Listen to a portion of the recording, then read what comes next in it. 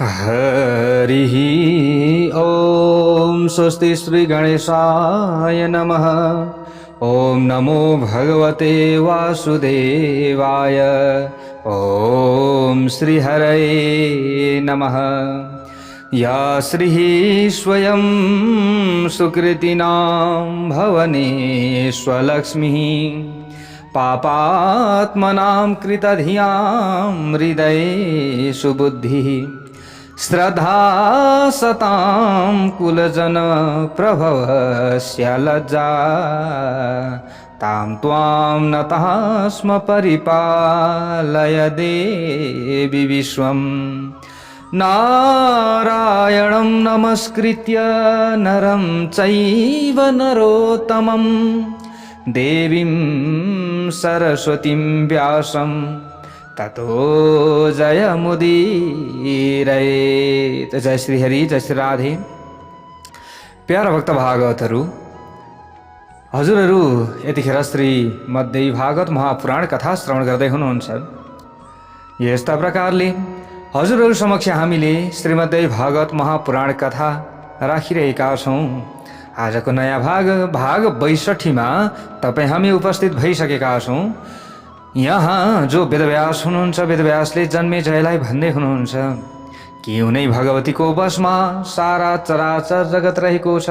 त्यति मात्र होइन, जो ब्रह्मा विष्णु महेश इन्द्र कुबेर वरुण लगायत सम्पूर्ण देवी देवताहरू उनै भगवतीको वशमा हुनुहुन्छ भनेर यसरी यहाँ वेदव्यासजीले राजा जन्मेजयलाई श्रीमद्देवी भागवत महापुराणभित्र यो कथा श्रवण गराउँदै हुनुहुन्छ।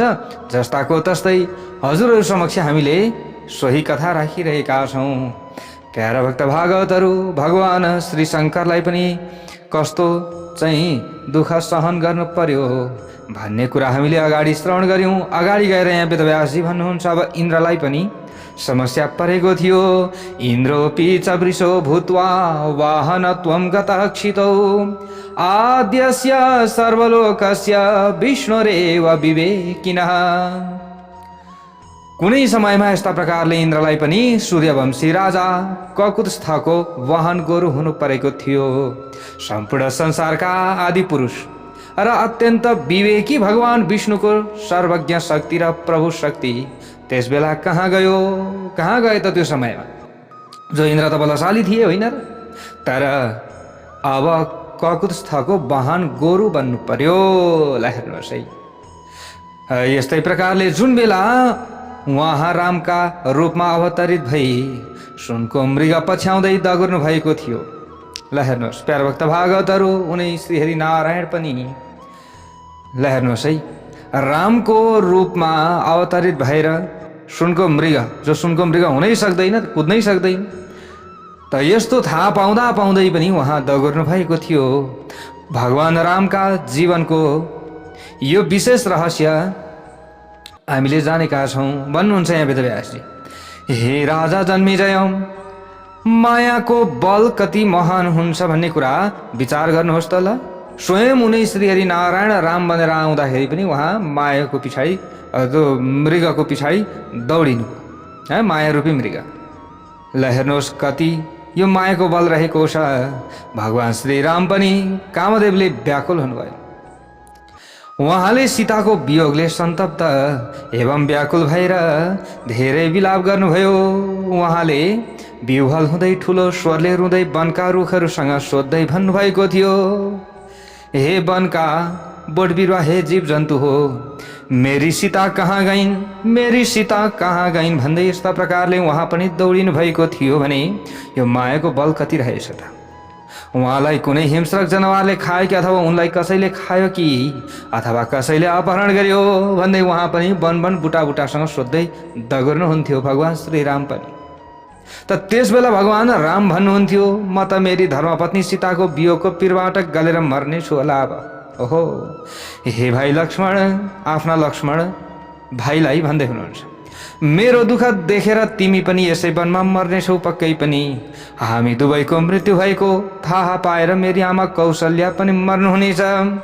हाम्रा कान्छा भाइ शत्रुघ्न यो महान दुःखले पीडित भएर कसरी बाँच्न सक्नेछन्?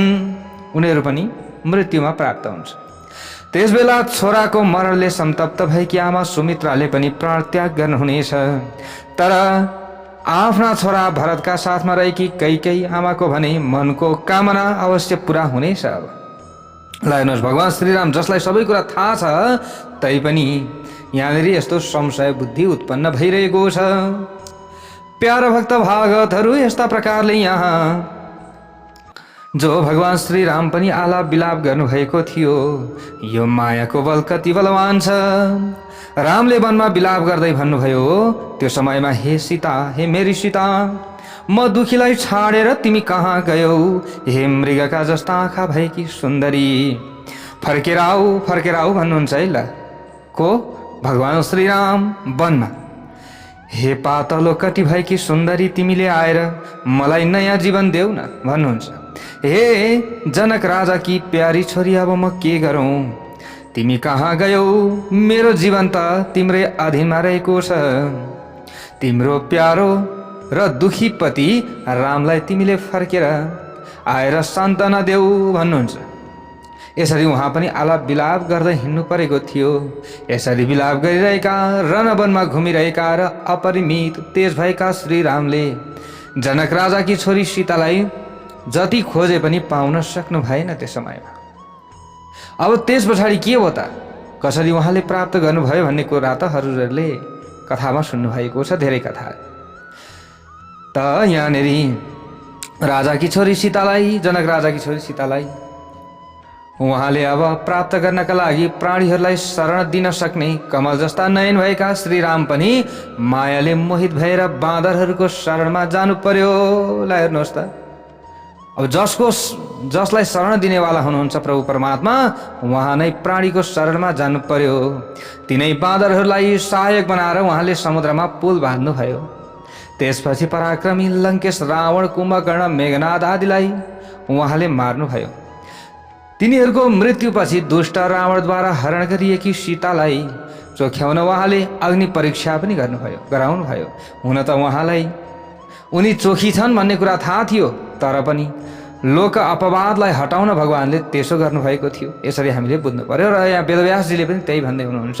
के भन्नुहुन्छ कि योग माया बलम हत यया विश्वमिदं सर्वं भ्रामितं भ्रमते किल। सबै अब योग मायाको बसमा परेका छन्, कसलाई बुझाउने कसलाई नबुझाउने होइन। त्यसै कारणले गर्दा उहाँले यो अग्नि परीक्षा लिनुभयो। सबैलाई चाहिँ आफ्नो धर्मबाट च्युत भएकी छैनन् है भनेर सबैलाई देखाइदिनु। हे महाराज भन्नुहुन्छ वेदव्यास, योग मायाको महिमा बताइ नसक्नु छ। म योग मायाको विषयमा के भनौँ? जुन योग मायाद्वारा नचाहिएको यो सम्पूर्ण विश्व निरन्तर उहाँकै वरिपरि घुमिरहेको छ। यसरी मैले बताए अनुसार शराबको बसमा परेका भगवान विष्णुले यस श्लोकमा लिनुभएका अनेक अवतारहरूमा दैवकै अधीनमा रहेर, कसको? दैवकै अधीनमा रहेर अनेक थरीका लीला गर्नुहुन्छ। अब म तपाईँसँग देवताहरूको कार्य सफल तुल्याउन मनुष्य लोकमा भगवान श्रीकृष्णले लिनुभएको अवतार र गर्नुभएको लीलाको विषयमा चर्चा गर्नेछु भनेर यहाँ वेदव्यासजी भन्नुहुन्छ। ल हेर्नुहोस् त, अब यहाँनिर भन्नुहुन्छ पुरानो समयको कुरा हो। यमुना नदीको सुन्दर तटमा मधुवन नाम भएको एउटा रमणीय वन थियो।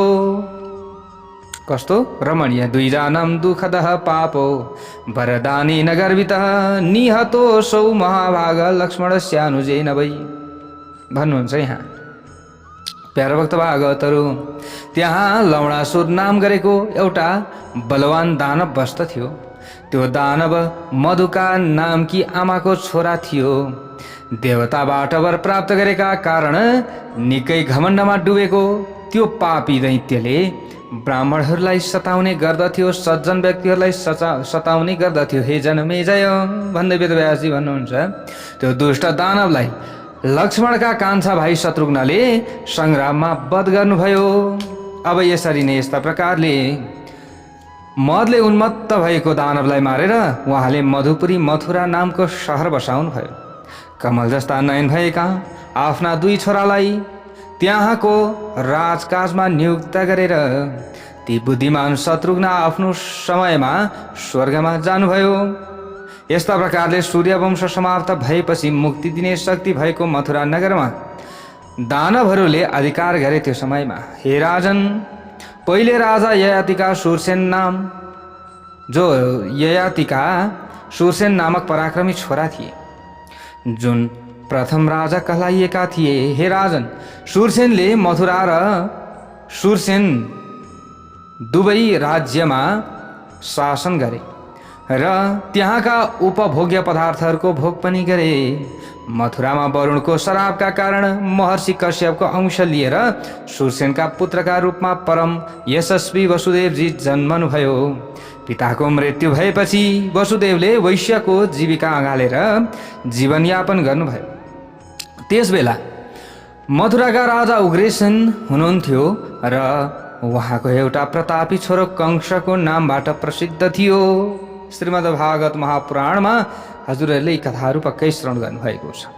अब वरुणकै श्राप परेका कारण कश्यपकी धर्मपत्नी अदिति पनि राजा देवकी छोरी देवकीको रूपमा पैदा हुनुभयो। यस्ता प्रकारले महात्मा देवकले देवकीको विवाह वसुदेवसँग गरिदिए।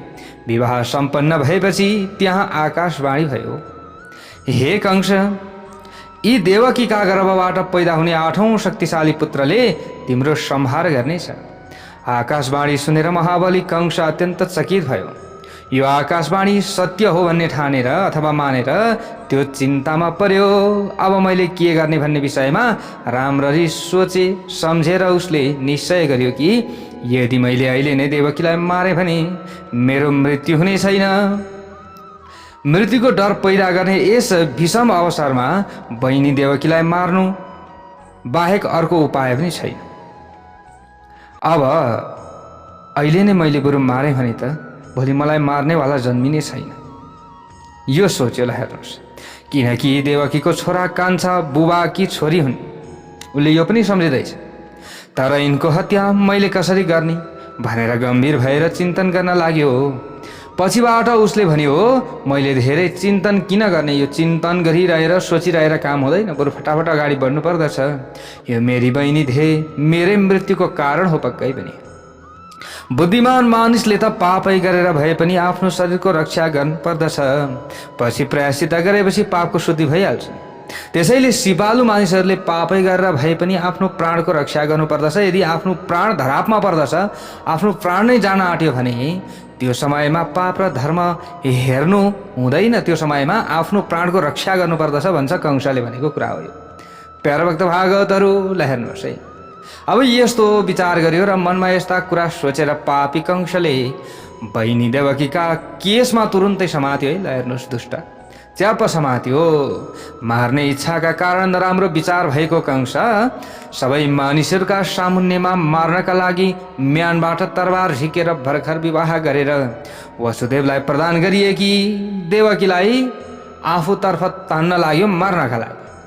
हेर्नुहोस्, कंसले देवकीलाई मार्न लागेको देखेर त्यहाँ मानिसहरूले अब हाहाकार गर्न लागे। त्यो समयमा वसुदेवका वीर मित्रहरू हातमा धनु लिएर युद्धका लागि तयार भए। अद्भुत साहस भएका ती वीरहरूले कंसलाई भने, हे कंस, बहिनीमाथि कृपा गरेर छाडिदिनुहोस्, यो काम उचित होइन, छाडिदिनुहोस्। यसरी बिन्ती गर्दै ती देवताहरूकी पनि माता देवकीलाई कंसबाट छुटाउन प्रयत्न गर्न लागे। त्यसै बेला शक्तिशाली कंसका साथमा वसुदेवजीका पराक्रमी वीरहरूको घोर युद्ध हुन लाग्यो।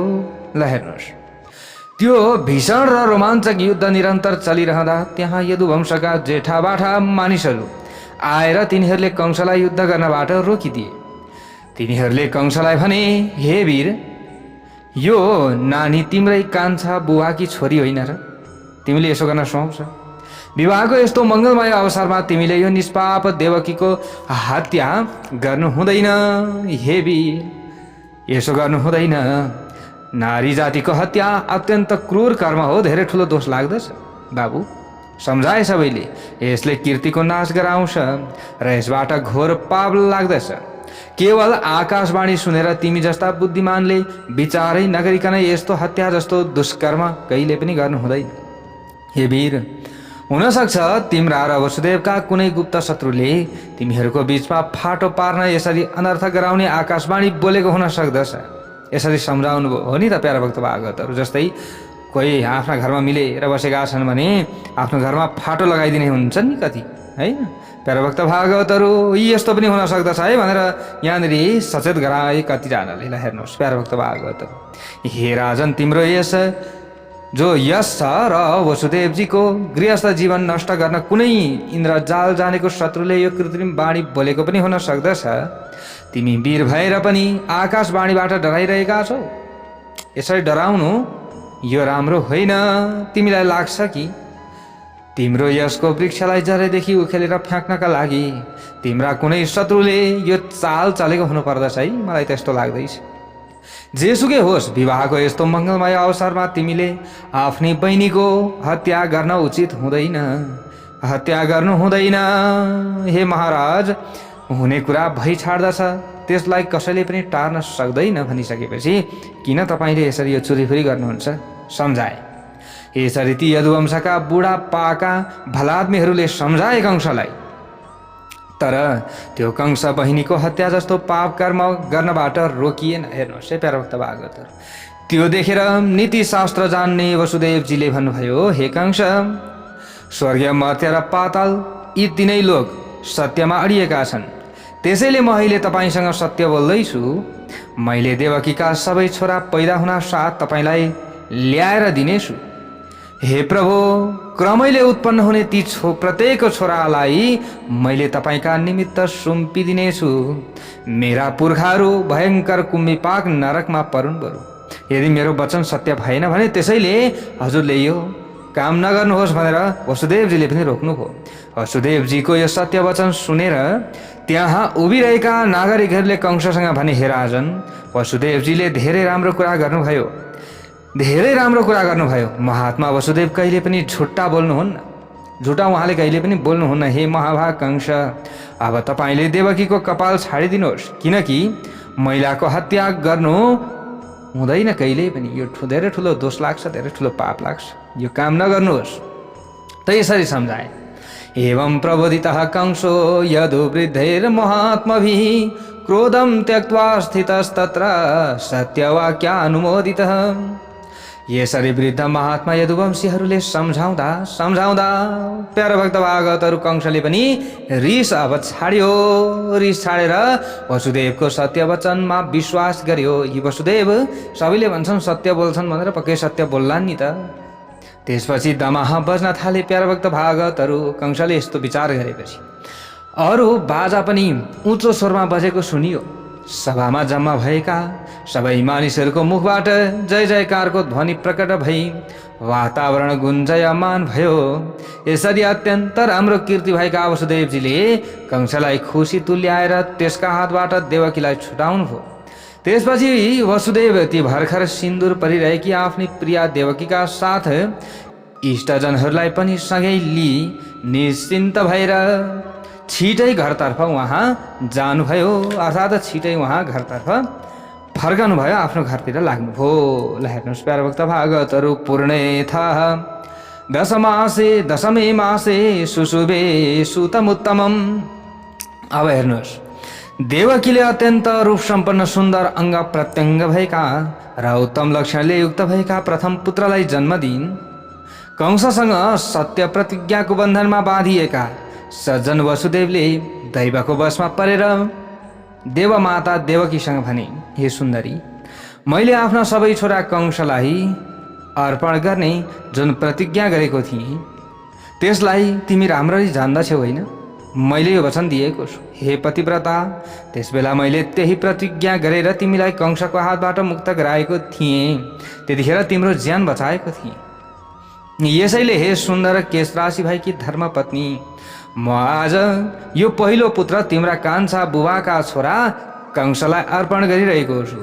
दुष्ट कंस आफ्नो प्रारब्धवश आफ्नै विनाशका लागि तयार हुन्छ भने तिमीले रोकेर पनि केही हुन सक्दैन। अद्भुत कर्मको परिणाम आत्मज्ञान नभएका प्राणीहरूका लागि अज्ञेय हुन जान्छ। कालको पासमा बाँधिएका सम्पूर्ण जीवहरूले आफूले गरेका राम्रा अथवा नराम्रा कर्महरूको फल निश्चय नै भोग्नु पर्दछ। प्रत्येक जीवको प्रारब्ध निश्चित रूपमा विधिद्वारा निर्माण गरिएको हुन्छ। त यसरी भनिसकेपछि देवकीले अगाडि गएर भन्नुहुन्छ, स्वामिन पूर्वम कृतम कर्म भोक्तव्यम सर्वथा नृभी। हे स्वामी, यस्ता प्रकारले मानिसहरूले आफूले पूर्व जन्ममा गरेका कर्मको फल अवश्यमै भोग्नु पर्दछ हैन र? आफूले पूर्व जन्ममा जस्तो कर्म गरेको छ आज आएर त्यस्तै फल भोग्नु पर्दछ र भोगिराखिएको छ भनेर यसरी यहाँनिर भन्दै हुनुहुन्छ। किन्तु के तीर्थाटन तपस्या र दान आदि पुण्य कर्म गरेर त्यस पापको फल काट्न सकिँदैन र? सकिन्छ नि त। त्यतिखेर हामीले के गर्यो? पाप गरियो होला। अब हामीले दान गरौँ, पुण्य कर्म गरौँ, त्यो पापलाई काटौँ, यसो गर्न सकिँदैन? हे पतिदेव, पूर्व जन्ममा कमाएका पापको विनाशका लागि ठुला ठुला महात्माहरूले धर्मशास्त्रहरूमा अनेक थरी प्रायश्चितको विधान गरेका छन्। ब्रह्म हत्या गर्ने मानिस, सुन चोर्ने मानिस, रक्सी खाने मानिस, गुरुपत्नीका साथ व्यभिचार गर्ने मानिस महापापी कहलाउँदछन्। त्यस्ता महापापी पनि 12 वर्षसम्म प्रायश्चित व्रतको अनुष्ठान गरेपछि शुद्ध हुन्छन् भनेर यसरी बताइएको छ। हे निष्पाप पतिदेव, यसै गरी मनु आदिद्वारा बताइएका प्रायश्चितको विधिपूर्वक पालन गरेपछि के मनुष्य पापबाट मुक्त हुन सक्दैन र? के यज्ञ वल्क्य आदि धर्मशास्त्रका रचयिता तत्त्वदर्शी मुनिहरूका वचन व्यर्थ हुनेछन् त? हे स्वामी, भवितव्य नभई छाड्दैन भन्ने कुरा साँचो हो भने आयुर्वेद र मन्त्रशास्त्र सबै झुटा हुनेछन् र भावीले कोरेको रेखाका अगाडि उद्योग गर्ने मानिसका उद्योग पनि व्यर्थ हुनेछन्। त्यसो भए त जे हुनेछ त्यही हुन्छ भनेर भन्ने हो भने त विभिन्न उपाय विधिहरू हैन, आयुर्वेदीय पद्धतिहरू, मन्त्रको कुरा त यो कामै भएन नि त त्यसो भए त हैन। त्यसै कारणले गर्दा यी सबै कुरा गरेर आफूले गरेको पापलाई काट्न सकिन्छ भने त्यो कर्म गर्नु पर्दछ। जे लेखिएको छ त्यो अवश्य हुन्छ भन्ने कुरालाई साँचो मान्ने हो भने त सत्कर्ममा लाग्ने काम पनि व्यर्थ हुनेछ भोलिका दिन। अग्निष्टोम आदि स्वर्ग प्राप्ति जस्ता शास्त्रले बताएका उपाय पनि व्यर्थ हुनेछन् भोलिका दिनमा। जब वेद एवं शास्त्रका उपदेश नै व्यर्थ हुन्छन् भने वेद एवं शास्त्रले बताइएका प्रमाण झुट्टा हुन्छन् भोलिका दिनमा भने के धर्मको जरैसँग नाश त हुँदैन? यस्तो होला भोलिका दिनमा फेरि। त्यसैले सचेत रहनु पर्दछ। उद्यम गर्दा सिद्धि प्रत्यक्ष रूपमा प्राप्त हुन्छ भन्ने मलाई लागेको छ। त्यसैले हजुरले आफ्नो मनमा राम्ररी विचार गरेर कुनै यस्तो उपाय गरिबक्सनुहोस्, कुनै पनि उपाय झिक्नुहोस् हे पतिदेव, जसबाट मेरो यो बालक पुत्र बाँचोस्। ल हेर्नुहोस् है, अब देवकीलाई अत्यन्त पीर भइरहेको छ। प्यारे भक्त भागवतहरू मेरो पुत्र बाँच्नु पर्दछ भन्ने लागिरहेको छ। कसैको कल्याणको इच्छाले यदि असत्य कुरा बोलिन्छ भने त्यसमा कुनै प्रकारको दोष लाग्दैन भन्ने कुरा विद्वानहरू बताउँछन्। हे पतिदेव, यसरी देवकीले भन्नु त वसुदेवजीले अगाडि गएर भन्नुहुन्छ, निशा मय महाभागे सत्यमेतत् ब्रवीमि ते। हे पतिव्रता सुन्दरी, म तिमीसँग साँचो कुरा भनिरहेको छु, राम्ररी सुन। मनुष्यले उद्योग गर्नुपर्छ, साँचो कुरा हो, तर त्यसको फल दैवको अधीनमा हुने गर्छ। प्राचीन तत्त्वज्ञानीहरूले पुराणहरूमा यस संसारमा प्राणीहरूका 3 प्रकारका कर्म बताएका छन्। ती कर्म सञ्चित, प्रारब्ध र वर्तमान नामबाट प्रसिद्ध छन्। प्रत्येक शरीर धारण गर्नेले ती 3 प्रकारका कर्मको फल प्राप्त गर्छ। हे राम्रो जङ्गा भएकी सुन्दरी, प्राणीहरूले गरेका जुन शुभ र अशुभ कर्म हुन्छन् ती बीजका रूपमा रहन्छन्। अनेक जन्ममा धेरै कर्म गरिएपछि समय आउँदा ती बीजका रूपमा रहेका कर्महरू फल दिनका लागि तयार हुन्छन्। यसरी बताइएको छ। हामीलाई फल कसरी मिल्छ यो कुराहरू यहाँ बताइयो। बहु जन्म समुत्थानी काले तिष्ठन्ति सर्वथा। यसरी बताइँदैछ, एउटा जीव आफ्नो पुरानो शरीर छाडेर आफूले गरेका कर्मको अधीनमा रही शुभ कर्म गरेमा स्वर्ग जान्छ। यसरी स्वर्ग जान्छ भने अशुभ कर्म गरेमा नरक पनि त जान्छ। स्वर्ग छ भने नरक पनि छ।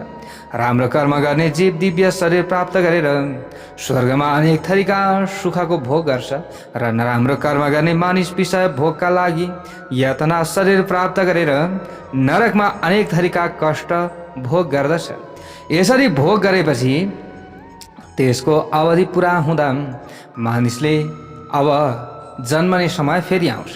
त्यो अवधि जब पुरा हुन्छ, अवधि पुरा भइसकेपछि फेरि जन्मने समय आउँछ। हे पतिव्रता, फेरि जन्म लिँदा लिङ्ग शरीरका साथ संयोग भएपछि त्यस प्राणीको नाम जीव हुने गर्दछ। जीव संज्ञा प्राप्त गरेपछि त्यसको सञ्चित कर्महरूसँग सम्बन्ध हुन्छ। फेरि लिङ्ग देह प्रकट हुँदा परमात्माले ती कर्महरूका साथ जीवलाई जोडिदिनुहुन्छ। हे राम्रा नयन भएकी पतिव्रता, यस शरीरद्वारा जीवले सञ्चित कर्म, वर्तमान कर्म र प्रारब्ध कर्मका शुभ र अशुभ फल जो फल छ त्यो फल भोग्नु पर्दछ। हे सुन्दरी, प्रायश्चित आदि व्रत गरेर वर्तमान कर्मलाई मात्र नाश गर्न सकिन्छ, सञ्चित र प्रारब्धलाई नाश गर्न सकिँदैन। यसै गरी उत्तम शास्त्रका उपाय अवलम्बन गरेर सञ्चित कर्मलाई मात्र नाश गर्न सकिने हुँदा प्रारब्ध कर्महरूको नाश त कुनै प्रायश्चितले हुँदैन। तिनको फल त भोग्नु नै पर्दछ। जस्तो कर्म गर्यो त्यो फल जसरी घुमेर हुन्छ त्यो भोग्नै पर्दछ। यसमा अन्यथा हुँदैन, यसमा अन्यथा मान्नै पर्दैन। यसैले मैले र तिमीले सबै कुरा बिर्सेर यस पुत्रलाई जसरी भए पनि कंसलाई अर्पण गर्दा नै हामीलाई राम्रो हुन्छ। त्यसो गर्दा मेरो वचन पनि असत्य हुँदैन र लोक निन्दाको दोष पनि लाग्दैन। यस अनित्य संसारमा महापुरुषहरूका लागि धर्म मात्र एउटा सार तत्व हो। यस लोकमा प्राणीहरूको जन्म र मरण दैवको अधीनमा छ। त्यसैले हे सुन्दरी, प्राणीहरूले जस्तै घटना आइलागे पनि शोक गर्नु व्यर्थ छ। यस संसारमा जसले सत्य छाड्दछ त्यसको जीवन त अवश्य नै व्यर्थ हुन्छ। त्यसैले सत्य कसैले पनि कहिले पनि छाड्नु हुँदैन। जसको यो लोक बिग्रन्छ त्यसका लागि परलोक सुध्रने कुरा कसरी हुन्छ त? हुँदैन। हे सुन्दर आँखी भौँ भएकी धर्मपत्नी, तिमीले माया मोह त्यागेर भर्खर पैदा भएको छोरो मेरो हातमा राखिदेऊ। म यसलाई कंसको हातमा सुम्पिदिनेछु। हे देवी, सत्यको बाटो हिँड्दा भविष्यमा अवश्य कल्याण हुन्छ। हे प्रिया, सुख अथवा दुःख जस्तो सुकै बेहोरेको स्थिति भए पनि मानिसले उत्तम कर्म नै गर्नु पर्दछ। हे देवी, सत्यको राम्ररी रक्षा गर्नाले हाम्रो कल्याण नै हुन्छ, कहिले पनि अकल्याण हुँदैन। सत्यको रक्षा गर्नुपर्दछ अनि हाम्रो पनि रक्षा हुन्छ भन्नुहुन्छ यहाँ। प्यारा भक्त भागवतहरू, इत्युक्तवती कान्ते सा देवकी शोक संयुता। त आफ्ना प्यारा पति वसुदेवले यसरी सम्झाएपछि शोकमा परेकी काँपिरहेकी तर बुद्धिमती देवकीले भर्खर पैदा भएको त्यस बालकलाई वसुदेवको हातमा राखिदिनु भयो। ल हेर्नुहोस् है, अब माताले आफ्नो बच्चालाई वसुदेवको हातमा राखिदिनु भयो। ल हेर्नुहोस्, को चाहिँ माता चाहिँ आफ्नो बच्चाको मृत्यु सहन सक्छिन् होला र? कसले सक्छिन्? कसैले पनि सक्दिनन्। देवकीलाई अत्यन्त पीडा भएको छ। प्यारा भक्त भागवतहरू, अब यो पीडाको वर्णनै गर्न सकिँदैन। धर्मात्मा वसुदेव पनि आफ्नो अबोध शिशु प्रथम पुत्रलाई काखमा लिएर कंसको राजमहलमा जान अगाडि सर्नुभयो। अनि बाटामा त्यति सानो बच्चालाई पनि माया मोह पटक्क नगरी आफ्नो सत्यवचनमा अडिक रहेर कंसलाई अर्पण गर्ने धन्य वसुदेव भनी मानिसहरू प्रशंसा गरिरहेका थिए। त्यो समयमा आफ्नो वचनको पालना गरे। ल हेर्नुहोस्, पश्यन्तु वसुदेवं भो लोका एवं मनस्विनम। लोकहरूले, ती मानिसहरूले भन्न लागे, हेर नरनारीहरू, हेर यी बुद्धिमान वसुदेवलाई हेर त, अबोध बालकलाई काखमा लिएर मनमा कुनै दोष नभएका सधैँ साँचो बोल्ने वसुदेव आफ्नो प्रतिज्ञाको रक्षाका लागि शिशुलाई मृत्युको हातमा सुम्पिँदैछन्। आफ्नो छोरालाई मृत्युको हातमा सुम्पिँदैछन्। आज यिनको जीवन सफल भएको छ, किनभने यिनी सत्यमा रहे नि त। सत्यमा रहे, नत्र हिजो अब बोट नै जाने थियो, आज फल जाँदैछ। यो धर्म पालनको अद्भुत दृष्टान्त हो। आज यी वसुदेव साक्षात् कालको रूपमा रहेका कंसलाई आफ्नो छोरा दिन अगाडि बढिरहेका छन्। ल हेर्नुहोस्, अब इति संस्तूयमानस्तु प्राप्तः कम शालयम नृप। यसरी बाटामा रहेका नरनारीहरूले प्रशंसा गरिएका वसुदेव कंसको राजमहलमा पुगे। अब र उनले भर्खर पैदा भएको अबोध सुन्दर शिशुलाई कंसको हातमा सुम्पिदिए। ल तपाईँले जे गर्नु छ गर्नुहोस्, मैले त मेरो वचन पुरा गरिदिएँ।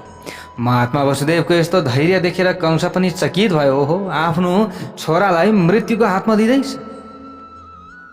कंस पनि छक्क परेर हेर्नुहोस् है। त्यस बालकलाई आफ्नो हातमा लिएर कंसले मुसु हाँस्दै भन्यो, अब एहे सुरसेनका पुत्र, आज हजुर धन्य हुनुभएको छ। हजुरले आफ्नो वचन पुरा गर्नुभएको छ। हजुरले यसरी पुत्र समर्पण गर्नुभएको कार्यबाट मैले हजुरको महत्त्व बुझेँ। हजुरले अहिले मलाई सुम्पनु भएको बालकबाट मेरो मृत्यु हुँदै यो बालक मेरो मृत्युको कारण हुँदै होइन, किनकि आकाशवाणीले देवकीको 8औं पुत्रले तिम्रो हत्या गर्नेछ भनेर भनेको हो। यो पुत्रले भनेर मलाई भनेको छैन, पहिलो पुत्रले। 8औं पुत्रलाई मात्र मेरो मृत्युको कारण बताइएको छ। त्यसकारण म यस बालकको वध गर्दिनँ। हजुरले यसलाई आफ्नो घरमा लिएर जानुहोस्। कंसले पनि यसो भनिदियो। ल हेर्नुहोस् है, ल सत्यमाथि अरू व्यक्तिको हार हुन्छ नि। ल हेर्नुहोस्, त वसुदेवजीले आफ्नो वचन पुरा गर्नुभएको थिएन भने जबरजस्ती आएर उसले चाहिँ हतार हतार मार्थ्यो होला। तर वसुदेवजीले वचन पुरा गरिदिनु भयो, सत्य वचन उसले सम्झियो, त हो धर्मात्मा रहेछ नि। त्यसैले मैले बच्चाको हत्या गर्नु हुँदैन भनेर सत्यको अगाडि झुक्यो कंस। ल हेर्नुहोस्, तर अब यहाँ हेर्नुहोस् है, अब यो मूर्ख हो। मूर्ख र शङ्ख नि अरूले बजाउँदा मात्र बज्छन् नि। प्यारभक्त भागवतहरू मूर्खलाई पनि अरूले नानाभाँतीका कुरा लगाइदियो भने त्यतैपट्टि लाग्छ। हो रे नि, तैँले यसो भनिस् रे नि, होइन मेरो लागि यस्तो भन्दै थिइस् रे नि भन्न थालिहाल्छ। अनि शङ्ख पनि अरूले बजाउँदा मात्रै बज्ने हो, त्यो आफै बज्दै। ल हेर्नुहोस्, हे महामती भन्नुहुन्छ वेदव्यासजी, जब देवकीले 8औं पुत्र जन्माउने छिन् त्यस बेला अब मलाई त्यो पुत्र हजुरले सुम्पनुहोस् भनेर कंसले भन्दैछ वसुदेवजीलाई। यसो भनेर त्यो दुष्ट कंसले तुरुन्तै नवजात बालक वसुदेवलाई फिर्ता गर्यो। ल हेर्नुहोस् है, फिर्ता गर्यो। अब के भयो त भन्दा राजा कंसले भन्यो कि यो बालक आफ्नो घरमा जाओस्, अथवा यो बालकलाई लिएर तपाईँ आफ्नो घरमा जानुहोस् र आरामपूर्वक रहनुहोस्। मलाई यो बालकदेखि कुनै पनि डर भय त्रास कुनै पनि छैन, तपाईँ फर्किएर गए हुन्छ। ल हेर्नुहोस् है, अब यति भनिसकेपछि यसरी कंसको आज्ञा पाएपछि सुरसेनका छोरा वसुदेव बालकलाई लिएर खुसी हुँदै आनन्दित हुँदै त्यस पछाडि आफ्नो घरतिर फर्कनुभयो। अब यस्ता प्रकारले वसुदेव फर्केपछि कंसले पनि आफ्ना मन्त्रीहरूसँग भने, तिमीहरू भन्न त म अबोध र अपराध नभएको त्यो शिशुको व्यर्थ हत्या किन गरौँ? मैले किन गरौँ त्यो अबोध बालकको हत्या? किनकि मेरो मृत्यु त देवकीको 8औं गर्भबाट हुने बताइएको छ। त्यसैले देवकीको पहिलो पुत्रलाई मारेर मैले किन पाप गरौँ? म यो पाप गर्दिनँ। कंसको यो कुरा सुनेर त्यहाँ रहेका उत्तम मन्त्रीहरूले साधुवाद साधुवाद साधुवाद धन्यवाद दिए कंसलाई। त्यसपछि कंसको आज्ञा पाएर ती पनि आफ्ना घरतर्फ लागे। त्यस पछाडि मन्त्रीहरू घरतर्फ गएपछि मुनिहरूमा उत्तम मुनि नारदजी त्यहाँ आइपुग्नु भयो। ल हेर्नुहोस् है प्यारभक्त भागवतहरू, नारदजी आइपुग्नु भयो। अब कुरा लगाइदिनुहुन्छ नारदजीले। ल हेर्नुहोस् त यस्ता प्रकारले किन कुरा लाउनु भयो भन्दा यो दुष्ट छ, यो दुष्टको पापको घडा भरिनु पर्दछ। पापको घडा भरिएन भने यसको मृत्यु हुँदैन। जब यसको मृत्यु हुँदैन यो संसारमा अराजकता फैलिरहन्छ, संसारमा पृथ्वी पीडित भइरहन्छन्, साधु सन्त महन्त आदिको बदनाम भइरहन्छ, यज्ञको बन्द हुन्छ, त सारा चराचर जगत भोलि नाशमा परिणत हुन्छ। त्यसैले यो दुष्टको समापनका लागि त केही न केही कार्य त गर्नु पर्यो नि त। नारदजीले त्यसका लागि आएर कुरा लगाउनु भएको थियो। हामीले यसरी बुझ्नु पर्यो। कंसको दरबारमा नारदजीको पदार्पण भइसकेपछि उग्रसेनको छोरा कंसले श्रद्धापूर्वक उभिएर विधिवत अर्घ्य पाद्य आदिले अर्पण गर्यो। ल हेर्नुहोस्, पाद्य अर्घ्य आदिले पूजा गर्यो। भलाकुसारी गरिसकेपछि नारदजीसँग उहाँको आगमनको कारणबारे जिज्ञासा प्रकट गर्यो। नारदजीले पनि मुसु मुसु हाँस्दै मुस्कुराउँदै कंससँग भन्नुभयो, हे कंस, हे महाभाग, म सुमेरु पर्वतमा गएको थिएँ। त्यहाँ ब्रह्मा आदि देवताहरू एकै ठाउँमा भेला भएर परस्परमा विचार गरिरहनु भएको थियो कि वसुदेवकी धर्मपत्नी देवकीको गर्भबाट उत्तम देवता भगवान विष्णुले कंसको संहारको उद्देश्यले अवतार लिनुहुनेछ भन्ने कुरा पो मैले सुने है। ल अब तिमी के गर्छौ? यसरी देवताहरू देवकीको गर्भबाट पैदा भएका बालकले तपाईँको संहार गर्ने कुरामा विश्वास प्रकट गरिराखेका छन् भने तपाईँले त सबै कुरा जान्नु भएको छ। राजनीतिको तपाईँलाई राम्ररी ज्ञान छ भने किन तपाईँले त्यस बालकको वध गर्नु भएन? त्यस बालकलाई किन छोडिदिनु भयो भनेर नारदजीले आएर उकास्नु भयो, कुरा लगाउनु भयो। त कंस भन्छ, यहाँ के भन्छ? अष्टमं च हनिष्येहं मृत्युं मे देवभासितम्। त कंसले भन्यो, आकाशवाणीद्वारा बताइएको सन्देश अनुसार मेरो मृत्यु देवकीको 8औं गर्भबाट पो हुने हो त। हे नारदजी, तपाईँ के कुरा गर्नुहुन्छ? यो हो के कुरा गर्नुहुन्छ? मैले देवकीको 8औं पुत्रको मात्र वध गर्नेछु, मैले अरू किन पाप बोकौँ? मैले अरू बालकको हत्या गरेर मैले किन पाप बोक्ने?